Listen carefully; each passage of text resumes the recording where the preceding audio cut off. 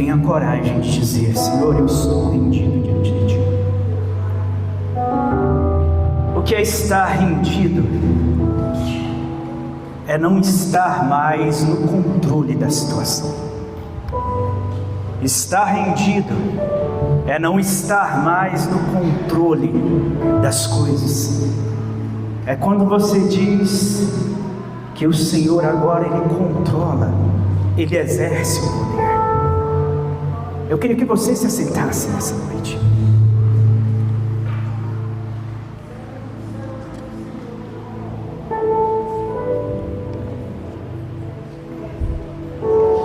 Estar rendido ao Senhor é um ato de fé que pouquíssimas pessoas de fato vão conseguir viver isso em essência.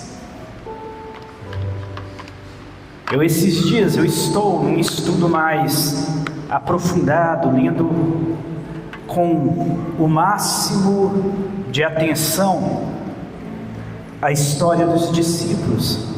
Além de ter a minha leitura anual da Escritura, eu estou me dedicando ao estudo da história dos discípulos, de modo com mais afinco, desde o final do ano passado e agora no início deste ano.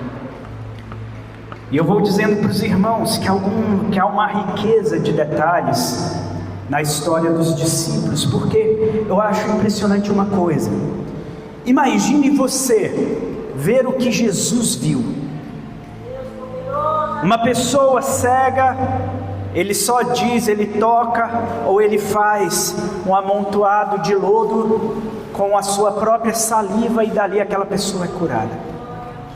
Ele vê leprosos sendo totalmente limpos. Aqueles discípulos, eles vão acompanhando atos milagrosos que são inacreditáveis.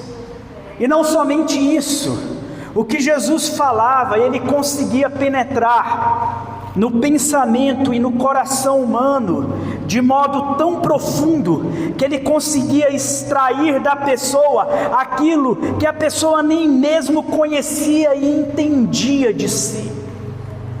De modo que ele sabia dizer de alguém que se achava corajoso, ele sabia dizer se aquela pessoa, ela de fato em algum momento, quando a questão apertasse, quando a pressão fosse de modo extenuante, de modo pesado sobre aquela pessoa, se ela iria espanar ou não.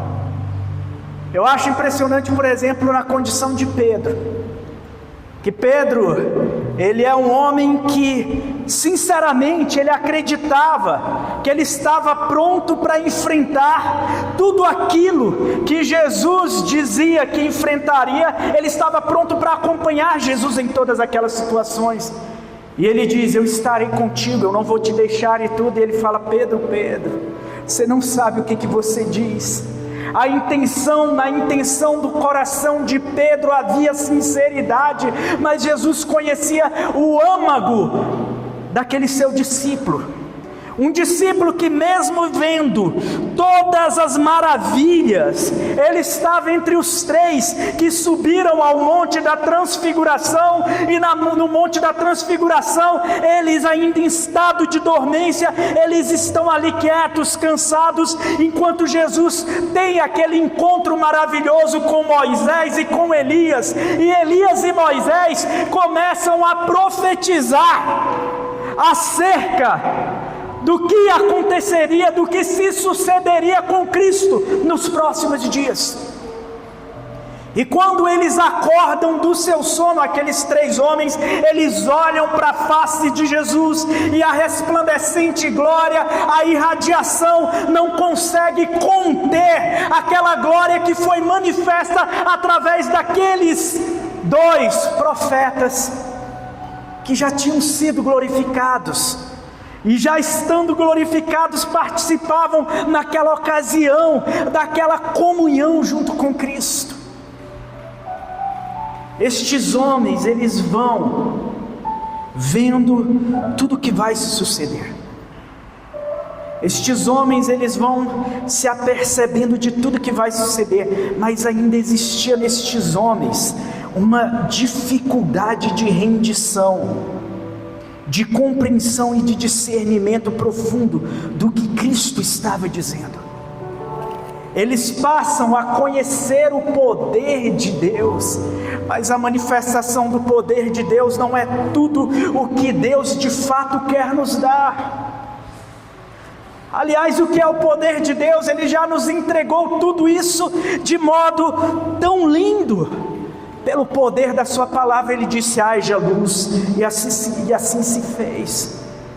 E Ele vai ordenando todas as coisas na criação pelo poder da sua palavra, e isso nos é entregue de modo tão maravilhoso. Mas o Senhor, Ele não estava simplesmente querendo entregar aos apóstolos poder, e nem a sua igreja poder, porque poder até os principados e potestades têm.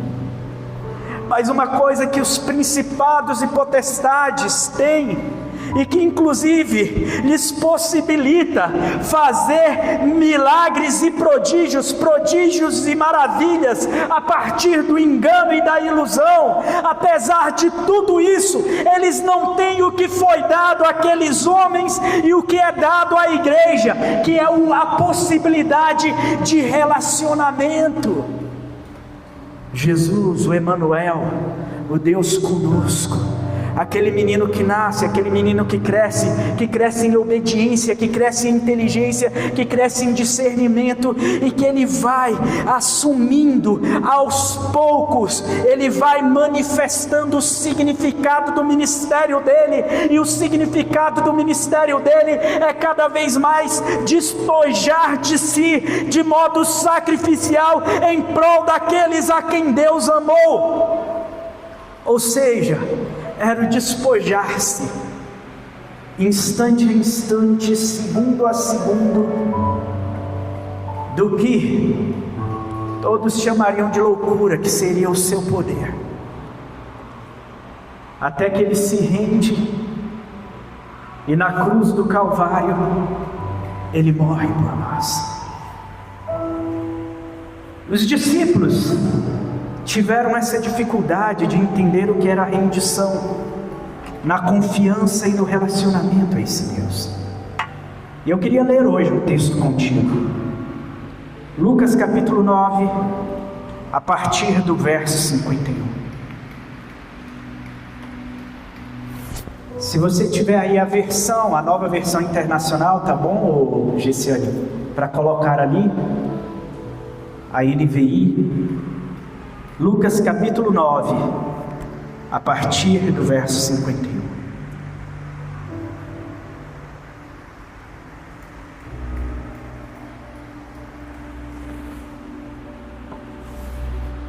Está escrito assim: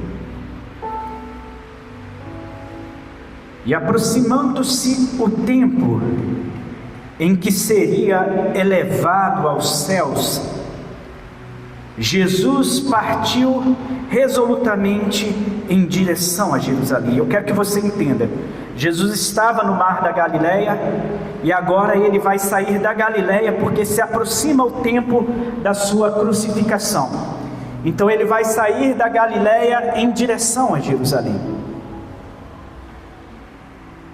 A maioria dos judeus, eles sabiam que o caminho mais curto da Galileia para Jerusalém passava por Samaria.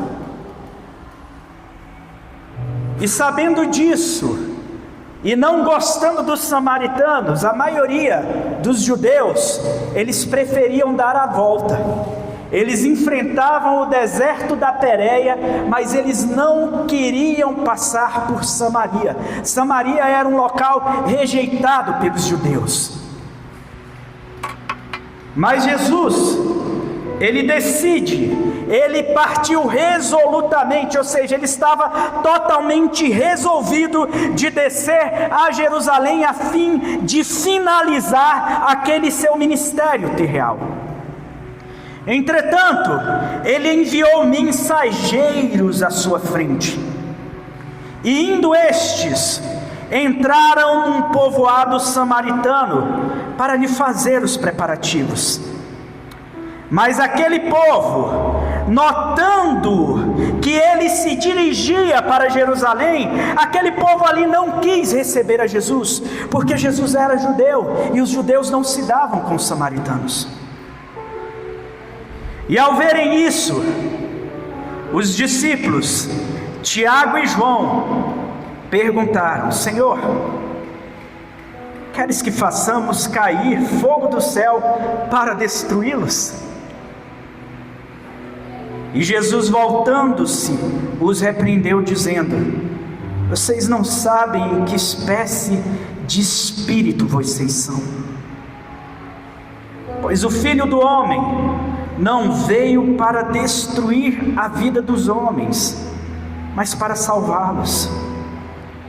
E aqueles homens, e Jesus pegou eles e falou: vamos para outro povoado. Jesus resolvia as coisas de um modo tão simples. Ele virou assim e falou: não, se eles não querem nos receber aqui, vamos para outro povoado.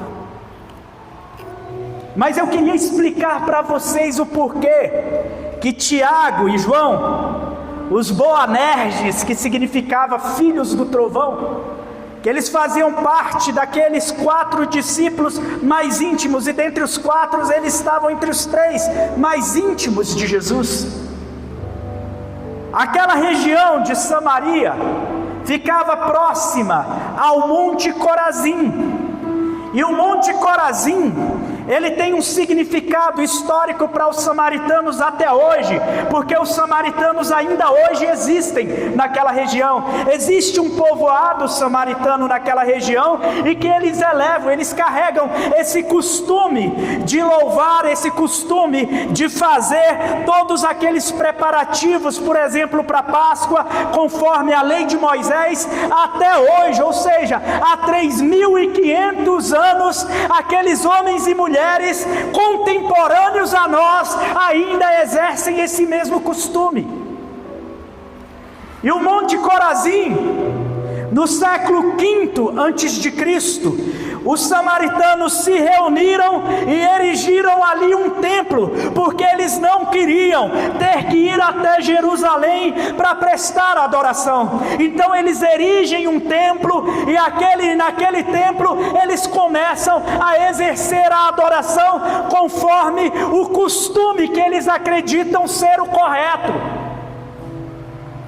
Numa ocasião diferente, como está lá em João capítulo 4, onde Jesus fazia o caminho contrário, ele ia da Judéia para a Galiléia. Agora ele está vindo da Galiléia para a Judéia. Jesus, ele tem aquele encontro com a mulher samaritana.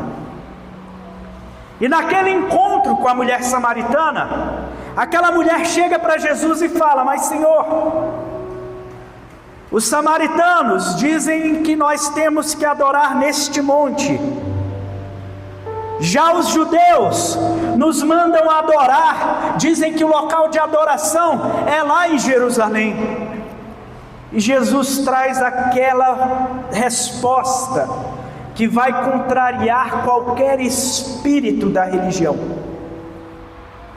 Ele vai dizer: nem aqui, nem em Jerusalém, mas o Pai procura aqueles verdadeiros adoradores que o adoram em espírito e em verdade.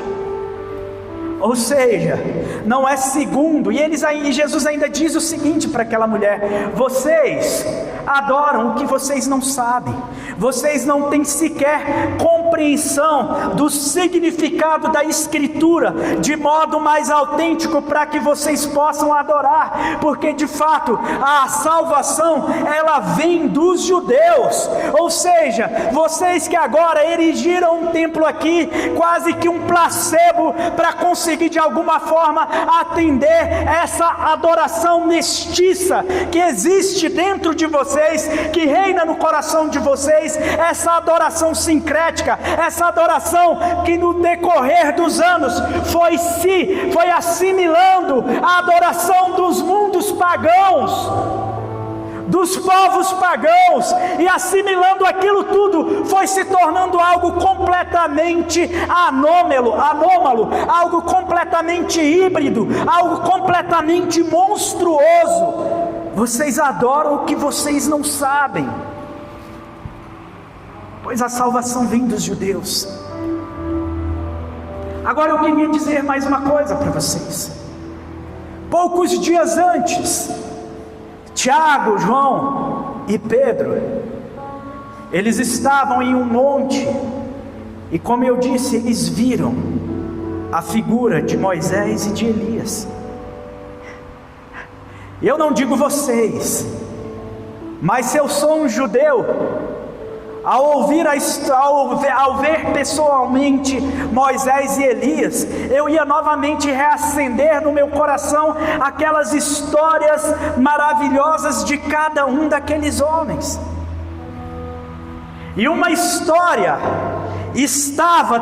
aconteceu por meio do profeta Elias naquela região, tanto que algumas traduções que vocês leem essa passagem, algumas traduções foram colocadas: vocês não querem, Senhor Jesus, o Senhor não quer que a gente mande fogo do céu e os destrua, tal como Elias o fez?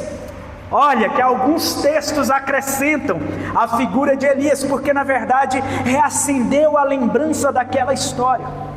Eles estavam na região daqueles fatos, e há poucos dias eles tinham tido contato com a pessoa que viveu aqueles fatos.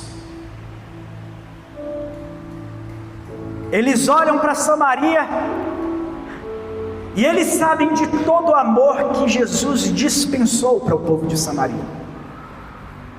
Jesus os considerava tanto que Jesus nem sequer deu a volta, ele fazia questão de passar por ali. Aquele povo mestiço, que para os judeus eram chamados de os fedorentos, os mal cheirosos, entendeu? A gente aceita bem a classe dos branquinhos ou dos realmente negros, mas os moreninhos não, isso daqui não dá para aceitar, entendeu? Era mais ou menos assim. Moreninho aqui não dá. E o povo samaritano, eles tinham se misturado muito.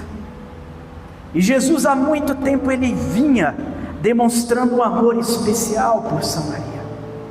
No capítulo 10 de Lucas, um pouco à frente, Jesus, quando vai contar uma das mais belas parábolas, das quais a gente já ouviu falar sobre o amor, ele vai utilizar não um bom judeu, não um bom sacerdote, não um bom escriba, não um bom fariseu. Ele não vai também utilizar um bom galileu como personagem principal da sua parábola. Ele vai utilizar um bom samaritano.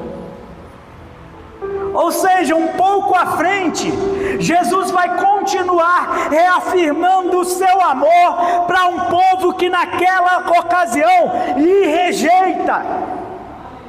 Lhe diz: não, eu não quero receber você aqui, porque eu sei que vocês estão passando por aqui para o preparativo da festa da Páscoa. Eu sei que vocês estão atravessando a nossa cidade para poder chegar na Judéia, a fim de vocês celebrarem a Páscoa conforme o costume judeu, mas nós aqui celebramos a Páscoa conforme o nosso costume.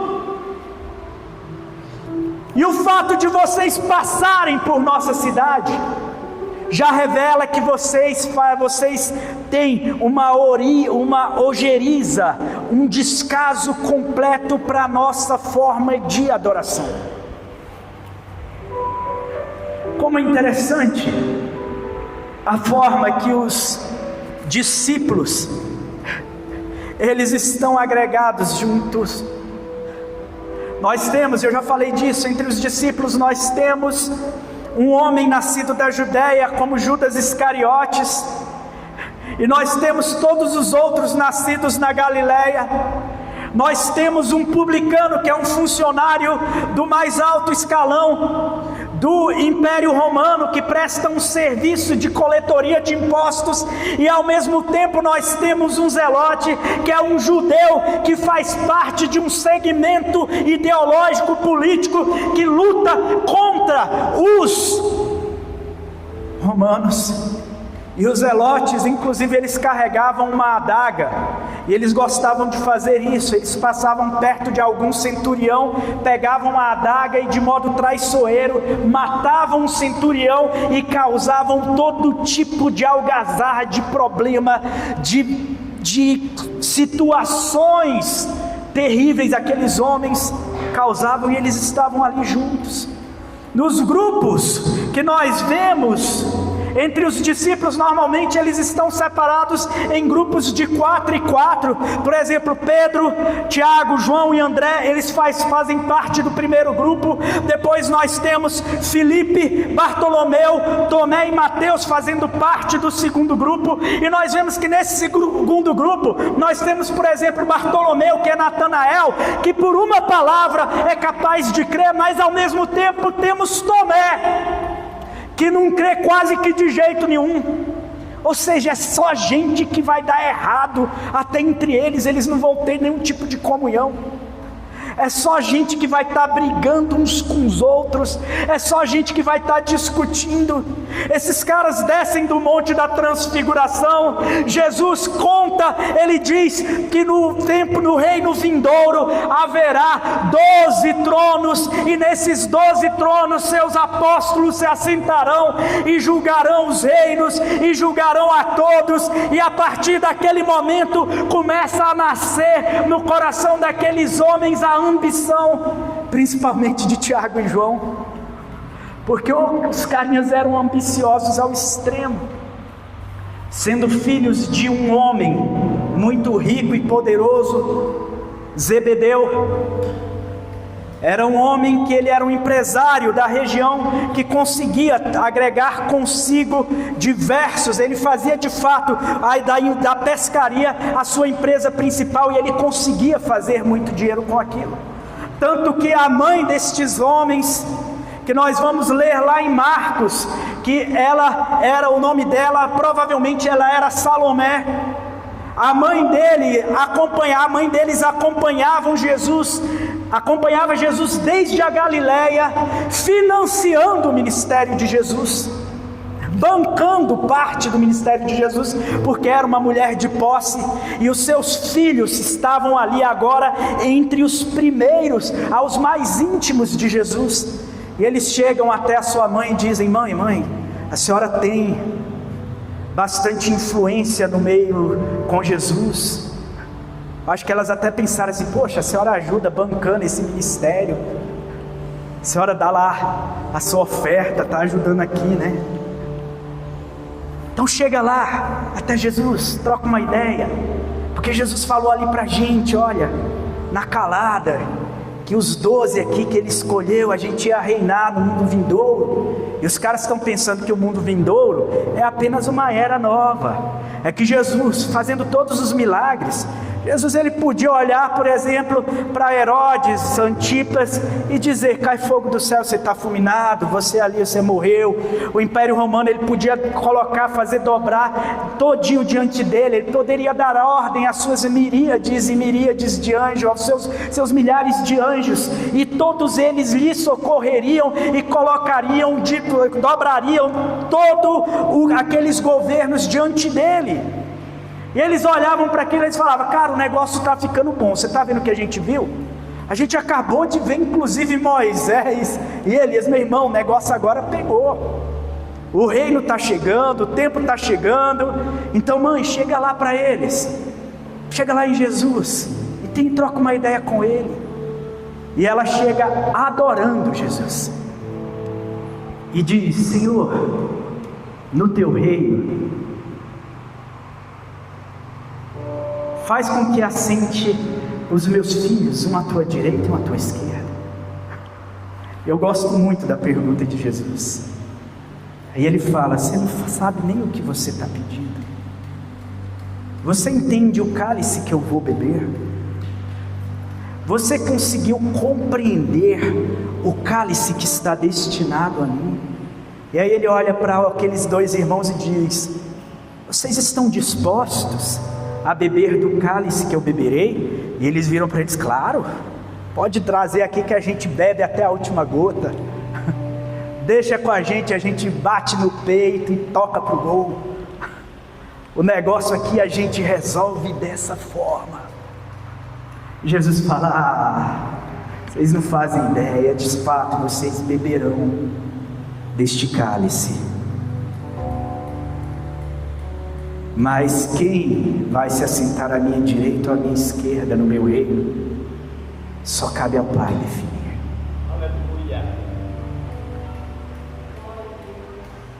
E agora gera mais uma dissensão no meio daquele grupo. Imagina só, dois viram assim e falam: Senhor, chega aí, o que vai ser o teu de um lado ou do outro? O que vai ser o teu preferido aqui, Jesus? Pedro sempre é indicado como Protos, primeiro Pedro, porque de fato ele vai exercer a liderança principal dos apóstolos. Ele é chamado para isso, ele é posto como de fato esta pedra de liderança, essa rocha de liderança. Pedro, tu és pedra, e sobre esta pedra edificarei a minha igreja. Mas não somente isso, agora todos eles ficam discutindo entre si: poxa, que cara de pau esses caras têm. Mas esses caras, eles eram cara de pau justamente porque eles também eram muito zelosos. Eles eram zelosos por defender a figura de Jesus, assim como Pedro foi zeloso dessa forma. Quando Malco, ele adentra junto com aqueles guardas do Sinédrio, sabendo que havia uma guarda já em volta do jardim, cercando de todos os lados, provavelmente um regimento de mais de 600 soldados, estavam em volta do jardim do Getsêmani na ocasião da prisão de Jesus Cristo. Quando Pedro vê que Malco está sendo levado, ele retira a sua espada e, mirando para arrancar a cabeça de Malco, ele erra a mira e acerta a orelha daquele homem. Jesus pega ali, cola a orelha e diz: Pedro, guarda essa espada, porque quem com ferro fere, com ferro será ferido. Jesus estava dizendo: cara, a gente está cercado, não tem para onde correr. Estes homens também eram zelosos na defesa do seu Senhor. E o grande erro da religião, eu quero lhes dizer, o grande erro da religião é ser zeloso em defender a Cristo, a Deus. Gente, vocês já pararam para pensar nisso? Normalmente, quem se julga defensor de Deus ou de Cristo, quem se julga um defensor do Senhor, normalmente essa pessoa se acha no direito inclusive de julgar o próprio Deus.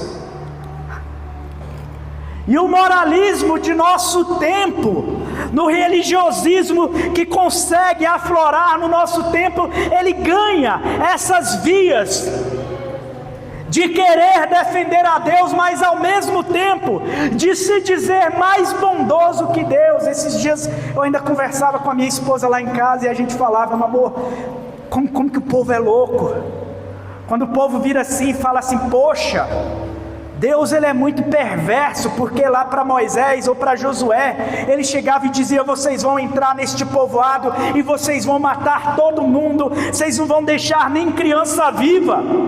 E a gente olha assim e fala: nossa, aí tu pegou pesado, né, Deus? Senta aqui comigo, Deus, que eu vou te explicar um pouco o que é amor. Vou te dar uma lição de amor. Vamos para a escola dominical lá da ICAD. O senhor não participou dessa lição de amor? Cara, que arrogância é essa? Que pedância da nossa parte querer dizer para Deus o que é bom e o que é mal, querer se julgar melhor do que Deus. Eu vi esses dias aquele Fábio Porchat, ele num podcast, ele abrindo a boca para dar as suas opiniões teológicas. Meu Deus do céu, as opiniões teológicas do Fábio Porchat, as coisas que ele pensa sobre teologia, são tão úteis quanto uma rede de esgoto aberta, quanto uma água de esgoto é útil para beber. São úteis nesse padrão, onde ele chegava e dizia: porque a Bíblia está cheia de incesto, porque as filhas de Ló, elas mantiveram relações, lógico que ele falou outras palavras que eu não vou dizer aqui, mas elas pegaram o pai delas, elas fizeram isso, embebedaram de novo na noite, depois outra noite a outra vai, e elas se engravidaram, e aí sai daquela relação incestuosa. A Bíblia está cheia de coisa desse tipo.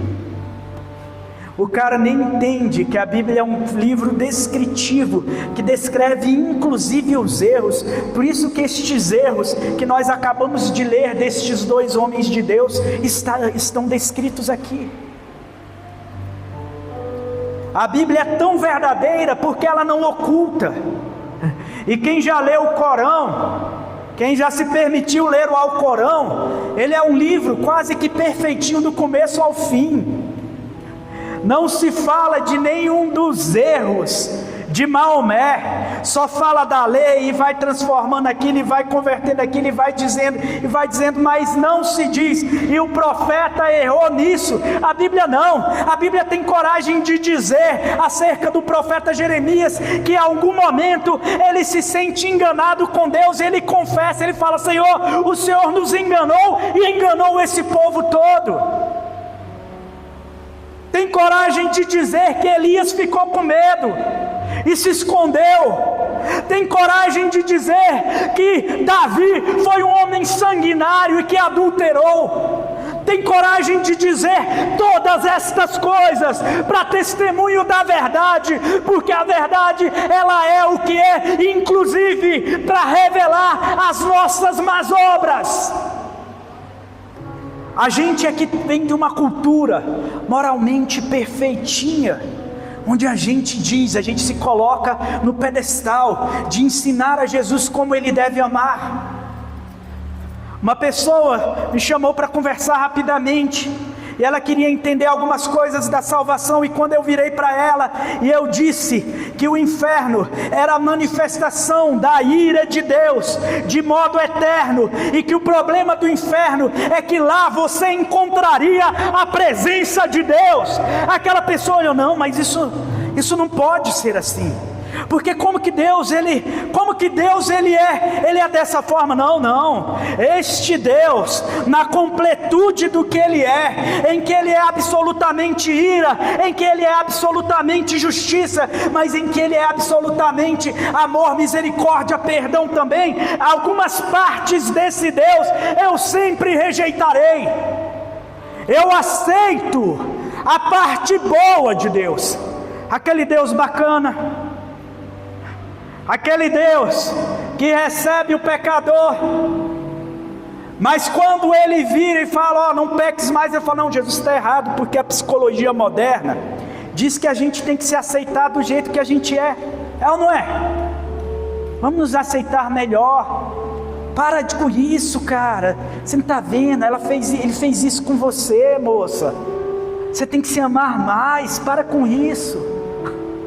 Meu Deus, a gente começa a exercer um juízo acerca de Deus baseado nos nossos juízos pessoais de valores e nas nossas emoções, que são catastróficas, que são abissais, que são inconstantes, que são turbulentas, que são uma bagunça terrível, onde às vezes você acorda super bem e basta uma palavra da sua esposa ou do seu marido e você vai passar o resto do dia de bico, como se Deus fosse assim. Meu Deus, como se Jesus fosse dessa forma. Mas retorno aqui para a história destes homens. Eles estão naquela região histórica onde há poucos dias eles viram a manifestação de Elias e de Moisés de modo palpável, visível, tangível. E agora na memória deles aquela história está floreando, e eles se relembram de quando Acasias, no alpendre, na próxima sacada do seu palácio, naquela mesma região, ele cai do seu palácio, ele cai no primeiro piso, e ele se quebra todo. E Acasias, que era filho de Acabe e filho de Jezabel, ele chama os seus mensageiros e diz o seguinte para eles: vai até Ecrom e consulte os profetas de Baal-Zebub, quer dizer, de Baal-Zebub, que aqui em aramaico, quando chega, já na época de Jesus, era chamado de Beelzebu. Quem já ouviu falar essa palavra?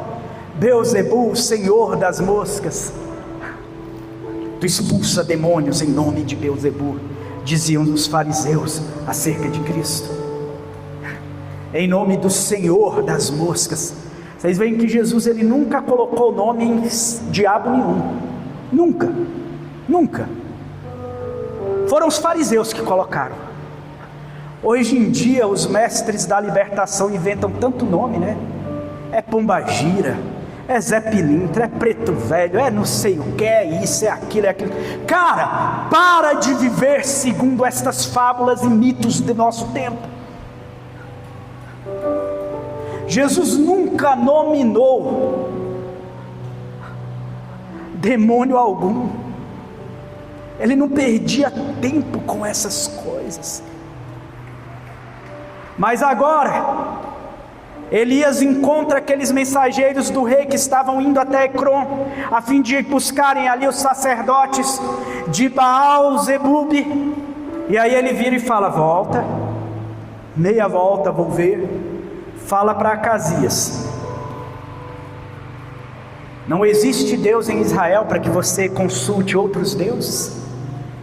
Por causa disso que você falou, você vai morrer na tua cama. Avisa isso. Aqueles homens retornam até Acasias, e contam a história. E Acasias fala: não, mas me diz aqui, como é que era esse cara que chegou até vocês? Eles falam: não, ele se vestia de pelos assim, entendeu? Colocava também um cinto de pelo de camelo, era mais ou menos assim as vestes. Falou: então é Elias, chama aqui um capitão, pega 50 homens, você vai até o monte onde Elias está, que era naquela proximidade, era justamente aquele lugar, naquela região que Jesus estava junto com esses discípulos. Vá até aquele monte e traga o profeta aqui. E aí o primeiro capitão chega, olha para cima e fala: servo de Deus, desça daí, porque Acasias quer te ver. Elias fala: se eu sou servo de Deus, que caia fogo do céu e os fulmine, você e seus 50 homens. E eles são completamente incinerados. Chega a notícia até Acasias e fala: não, pega mais um e manda mais 50. Aí chega o próximo: homem de Deus, desce daí, porque eu tenho que te levar lá para Acasias. Ele fala: se eu sou homem de Deus, então que caia fogo do céu e extermine você e os seus 50 homens. E morre todo mundo. Aí vem o terceiro, né? Ele: agora é sua vez. Ele fala: eita, poxa, o que eu vou fazer agora, meu Deus do céu? Já morreu 102 dálmatas já seguiram o seu lugar, e agora eu vou morrer também. E aí ele chega lá e fala: por favor, tem misericórdia de nós. Já morreu aqueles lá, não mata a gente não precisa fazer dessa forma. Ele está pedindo para você ir lá, mas não precisa matar a gente. Aí ele fala: não. Aí o anjo aparece para ele e diz: não, fica de boa, vai com eles, nada vai te acontecer. Vai até Acasias e diz o que eu tenho ordenado para fazer. E aí ele vai até Acasias e diz: você não tem Deus, não existe Deus em Israel para você consultar outros deuses. O Deus Emanuel, visitava aquele lugar.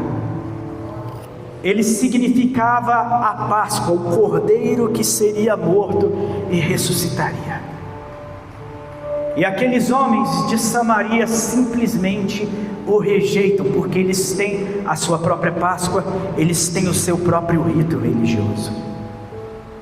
E é debaixo disso que os dois discípulos dizem: Senhor, se tu quiseres, deixe-nos que nós ordenemos que caia um fogo do céu e os elimine, que nem Elias deu. Jesus, deixa a gente fazer isso, permita que a gente faz isso. Jesus olha para eles e fala: vocês não entenderam nada. Vocês da mesma forma carregam esse espírito da religião, porque vocês de fato acreditam que vocês entendem o que vocês viram, mas vocês não entenderam absolutamente nada. O poder que eu vim manifestar para vocês não foi o poder para fulminar 51 pessoas de uma vez. O poder que eu vim manifestar para vocês não foi o poder para destruir e para sair aniquilando almas. O poder que eu vim manifestar para vocês é o poder relacional, onde o Deus, Ele se faz carne e se relaciona com os homens. E ainda que Ele seja rejeitado, Ele na sua paciência e na sua misericórdia, Ele toma uma atitude simples: eu vou por outro caminho e está resolvido. No nosso tempo, nós vivemos um mundo totalmente polarizado. Totalmente. Direita, esquerda, ocidente, oriente. Os aliados americanos e o eixo da morte, russo-chinês, coreano, norte-coreano, Lula, Bolsonaro. A gente vive isso daqui. E a igreja hoje, ela arroga para si o título de judeus. Os que têm as melhores revelações, aqueles que foram fortalecidos com o melhor da verdade. Não poucas vezes nós temos sido visitados por esse desejo de: se Deus me desse um pouquinho de poder para descer fogo do céu.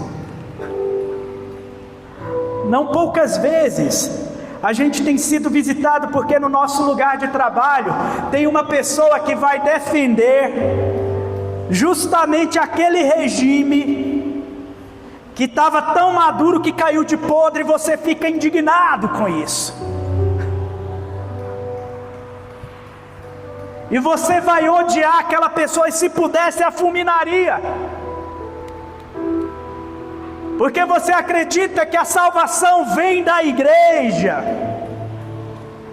Como diriam os católicos, essa é a frase mais repetida deles: é fora da igreja não há salvação. Meu Deus do céu, é fora de Cristo que não há salvação. E qualquer um que entra para Cristo começa a fazer parte da verdadeira igreja. E qualquer um que não é de Cristo, ainda que se diga igreja, será rejeitado. E isso está mais branco, está mais claro do que a alva neve para a gente entender as coisas. Mas não, as pessoas são incapazes de entender isso.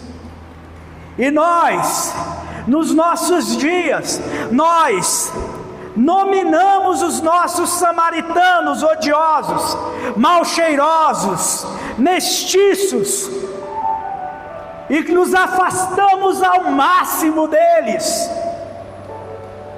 E nós decidimos que naquela festa de fim de ano, onde vai estar, quem sabe, o meu tio, que gosta de votar de um lado que eu não gosto, como ele vai estar lá, eu nem vou para a festa de fim de ano.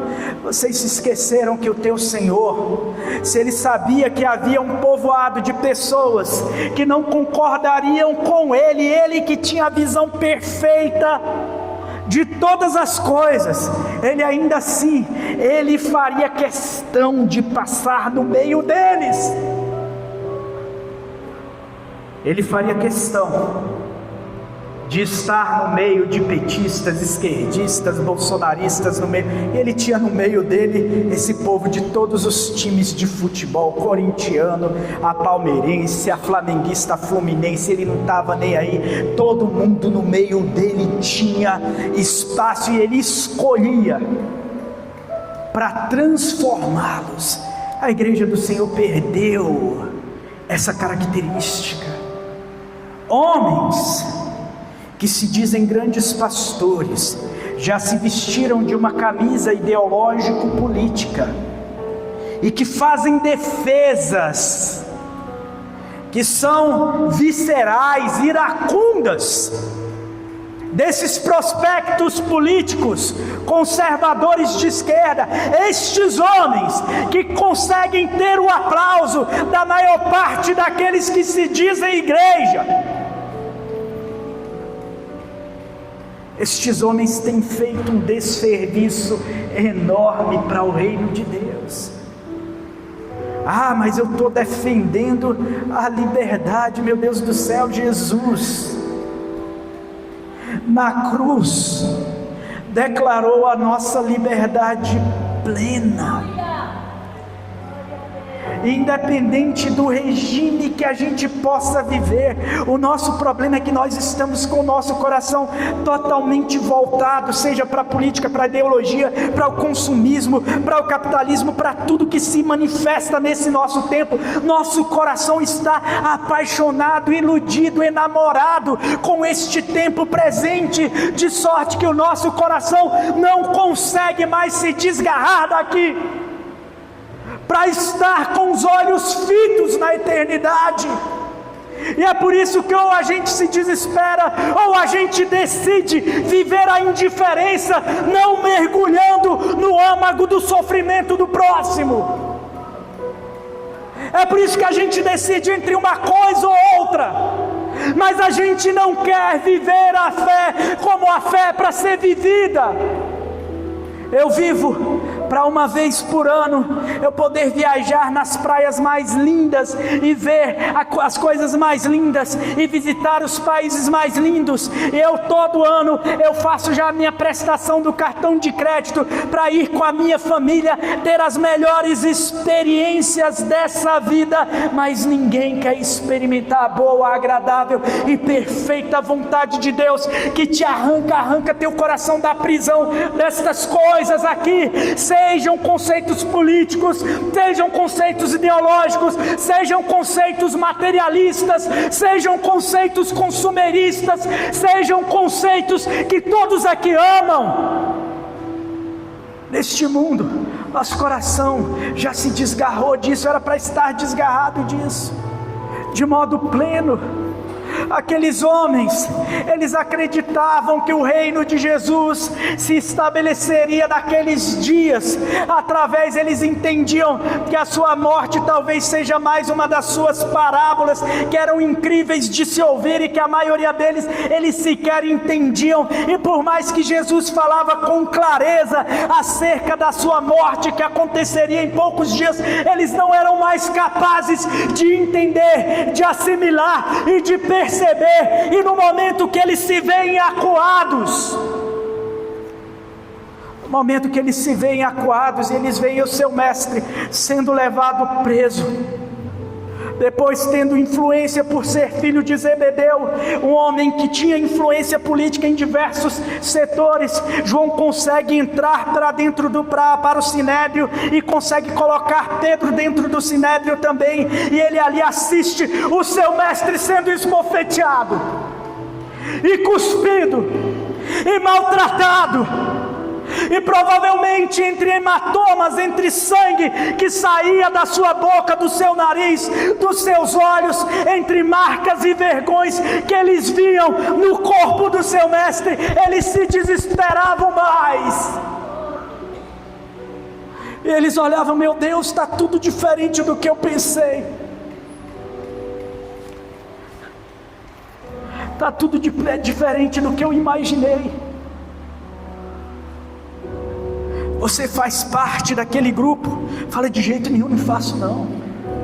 Faz sim, eu vi você lá, até o seu sotaque. Olha, esse sotaque caipira seu é lá do povo da Galileia, eu conheço isso. Fala porta para mim, porta. Não, tá vendo aí, ó, você é lá do povo da Galileia.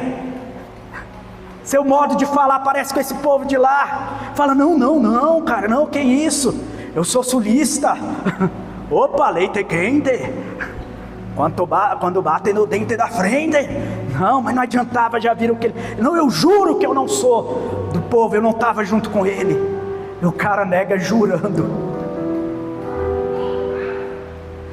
Porque,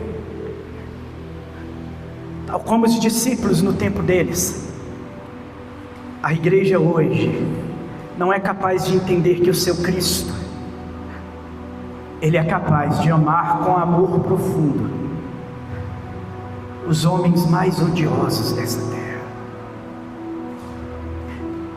Ele é capaz de olhar para Paulo, um perseguidor de cristãos, um perseguidor impiedoso, implacável de cristãos. Ele é capaz de olhar para este homem, transformá-lo e torná-lo o menor dos apóstolos para a glória de Deus. O que eu quero te dizer: chegou o tempo de a igreja parar de querer que o fogo do céu caia. Aqueles discípulos, quando dizem para Jesus: Senhor, se tu quiseres, nós podemos pedir que desça fogo do céu e os consuma. Eles sabiam que eles mesmos não tinham poder para isso. Eles queriam de Jesus a autorização e o poder específico para fazer aquilo.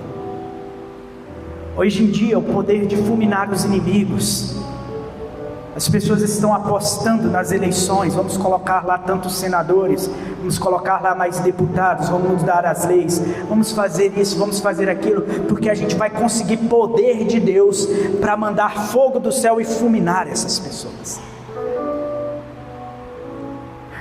A única coisa que Jesus, Ele quer da sua igreja é que a gente esteja rendido diante dEle,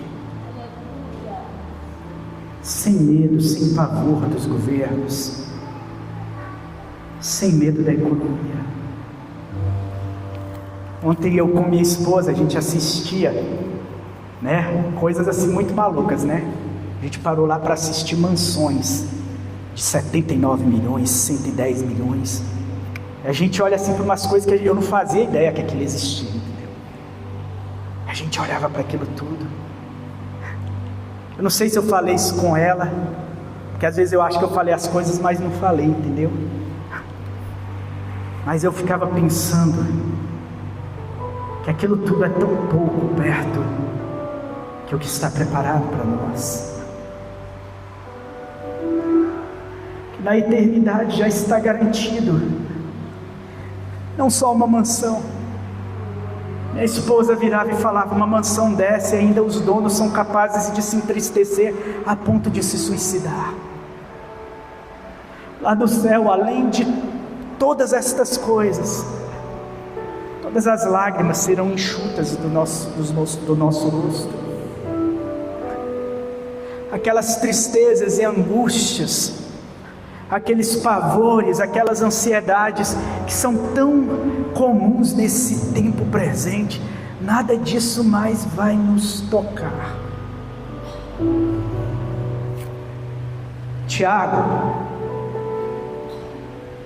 o homem que participa desse episódio, ele vai ver o seu Senhor sendo morto, ressuscitando. 14 anos depois, ele seria o primeiro dos apóstolos a ser morto.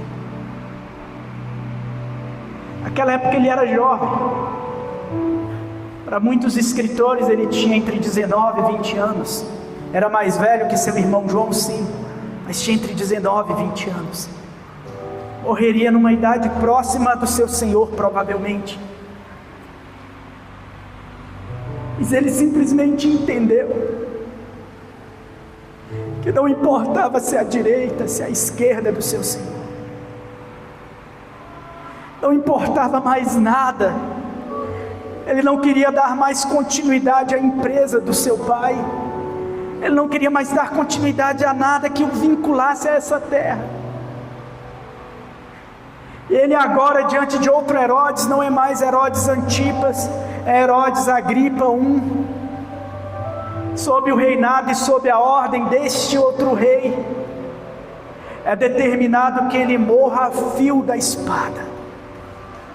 14 anos depois, seu irmão João é o último a ser morto, é o último a morrer. Ele viu seus companheiros um a um sendo levados ao martírio. Ele viu as piores perseguições consumirem mulheres, crianças. Ele viu muitos dos seus amigos profundos que ele ganhou no tempo de pregação do Evangelho sendo levados para as arenas para que fossem dilacerados por feras. Mas o seu coração não estava mais aqui. Levado até Pátimos, ele viu a visão do Cristo glorificado que passeava entre os 7 castiçais, que passeava entre a igreja. E não somente isso, ele viu a visão daquele único que é digno de abrir os 7 selos, aquele livro que é escrito por dentro e por fora, que ele consegue discernir por completo, conforme o olhar de Deus, a história da humanidade do começo ao fim, porque ele é o Alfa e Ômega. Ele vê o seu Senhor, ele tem a visão dos 7 Espíritos de Deus, ele tem a visão daqueles seres viventes, ele tem a visão do trono, de onde saem relâmpagos, de onde sai toda aquela glória, de onde se manifesta tudo aquilo. Ele tem a visão do Cordeiro, e ele tem a visão do leão, ele tem a visão do seu Senhor de modo completo, e nos entrega as maiores profecias.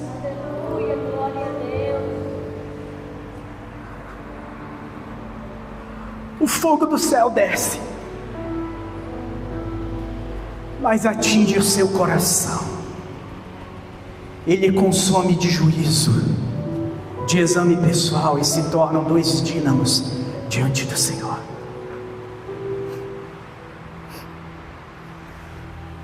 Quem aqui é discípulo de Jesus? Levanta a sua mão.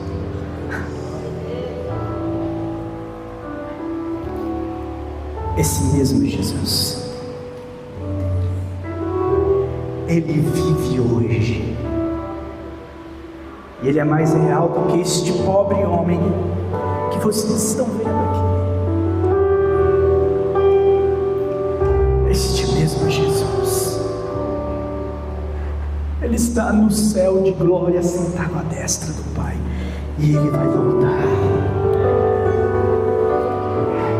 Esse Jesus te convida para não evitar os samaritanos, mas acolhê-los e amá-los. Esse Jesus te convida a não exigir que fogo desça do céu, mas que nós sejamos consumidos por este juízo de graça e de misericórdia, que nos tira dessa consciência perversa e nos leva para uma consciência conforme a vontade dEle. Ele nos livra da cadeia, das cadeias desse tempo presente, onde nós temos que vencer, vencer e vencer, onde o fracasso, ele não é aceito, para que nós nos tornemos, inclusive, quem sabe algum dia, dignos de morrer em algum tipo de martírio, porque todos os seus apóstolos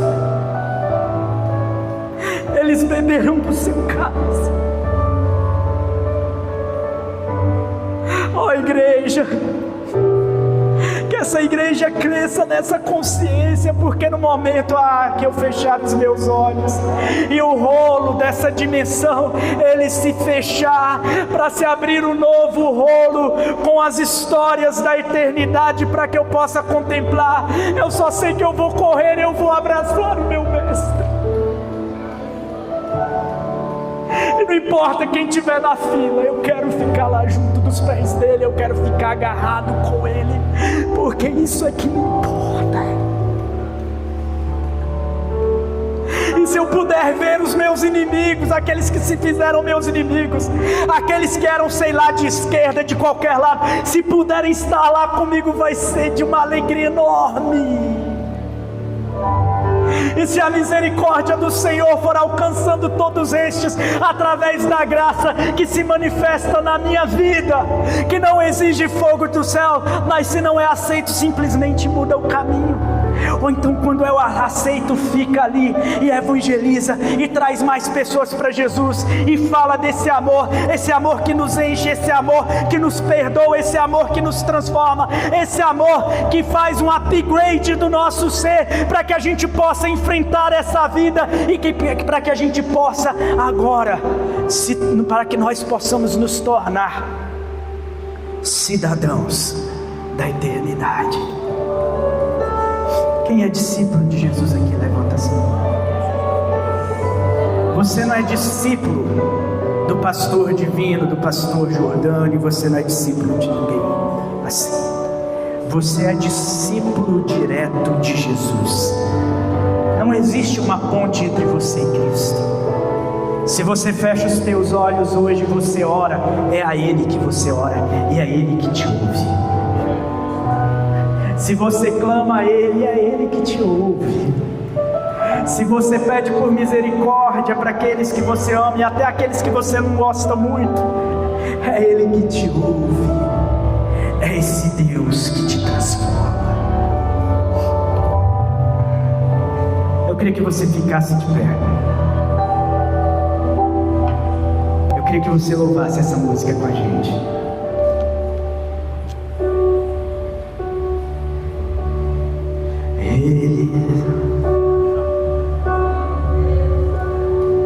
Ele exaltado, o Rei exaltado nos céus, eu louvarei.